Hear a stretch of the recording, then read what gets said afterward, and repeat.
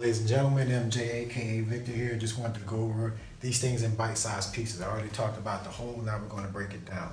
So life is about solving problems, and I consider myself to be a problem solver. And I was taught the scientific method. I consider myself to be a scientist. Most scientists only study things that are in the physical, even though the non-physical does exist. But we limit where we study to what we can measure. But we do see forces that are beyond measure affecting things that we can measure. And that's the non-physical side. That's also the spiritual side of us as well, the consciousness side of us. So this side of us exists, but we don't study that. So true science studies the whole thing. So spirituality is true science. We're studying the whole thing, not just the physical side, but the non-physical side, and also the question of who is doing the study and who is the scientist, right? That's very important. That actually is the root cause of all of this. If I'm drawing this as a tree upside down, where the root, this is the root cause, because this actually flips upside down, but this is the root problem. This is what all the action stems from, and this is where how we fix all this action that's here, it backs into this. So this is the point where we start. And the 100-degree challenge is my challenge, my peer review as a scientist, to show me that it's not possible and we're spiritual beings having a human experience.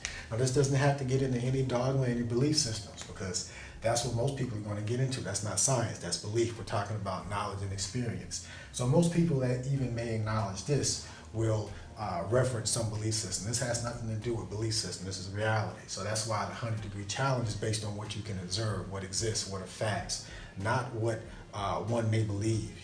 What can you prove? What does the evidence suggest? Let's weigh the evidence. So the evidence suggests that we are spiritual beings having a human experience, and that is very important, especially when you understand what it means to be a spiritual being. I've experienced that myself. I've experimented on my own self. We all have that ability to realize this part of ourselves.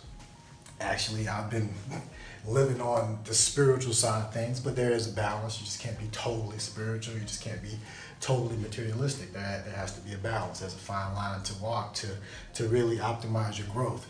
But I know the majority of me is more spiritual, and this is the small part of me. This is the matter part of me. Is just like the small part of this pen that actually does this. But the larger part of me is what's really running the show. It's what really is more of me. And that's with all of us. That's with you as well. Because the thing you realize, when you do realize who you are, you realize that's the same thing in other people. The only difference is they don't have that connection. That thing still exists, or maybe that connection isn't strong. Whatever the case may be, that connection exists. And this is the realm where we all exist as well. This is a higher dimension. So this is what we're trying to bring down here into the matter world. This is us manifesting this into the matter world. And it comes here through you. You're a co-creator of this. You are the only way that this higher dimension can manifest itself down to this dimension. From the non-physical, from the spiritual realm to the physical, to the matter realm, to this reality. So when I talk about waking up in the matrix, it's really realizing that you're more than just this matter being. You're actually a spiritual being experiencing this. You're in control of the controller as a different perspective. And this part of you is part of the divine source. It's the immortal part of you. Just look up what the word spirit or soul means. And it has nothing to do with any dogma or any belief system or anything like that. You don't have to add that to it. See, that's the thing you have to realize. That's an added weight that you have to add to this truth. You don't have to add any dogma or any BS to that. Okay, that's just added weight. I suggest that any weight that you add to this, examine, right? Because the 100-degree challenge is my challenge to the world. I'm hoping it catches on, because more people need to realize this, because then we have more nodes active. It's just like light switches, and we're just changing the screen from one, we're all pixels, from just one thing to another thing. We're changing this reality. So I'm just one pixel shining as bright as I can, just to show you can do it as well, just as an example. But a lot of this dogma and BS says that only certain pixels can shine. No, we all have that same ability to shine. That's why we're here. That's our purpose, is to do this thing here. So this is what we're going to discuss, but this is the core of it, because a lot of the dogma BS don't tell you that this part of you exists and this is who you truly are. If they do, they try to put limits on it, because they don't want you to access this part of you. It's like the reality we live in is pretty simple. Imagine a world full of Superman where Lex Luthor fooled them all into believing they were Clark Kent. So they never tried to fly, they never tried to do anything extraordinary because they believed they were not, you know.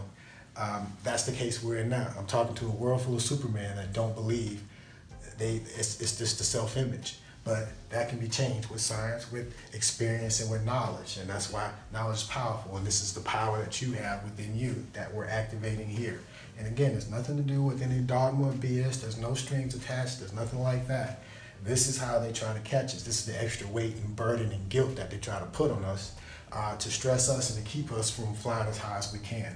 But examine the weight that you carry, because now with this whole world of essential thing, of valuable things, is anything that is not for your liberation worth you carrying around? This is something that you got to examine.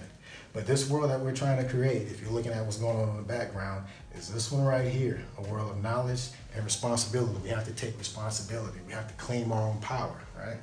All right, didn't want to make it long, but it seems I did anyway, but that's what came out. Peace, y'all.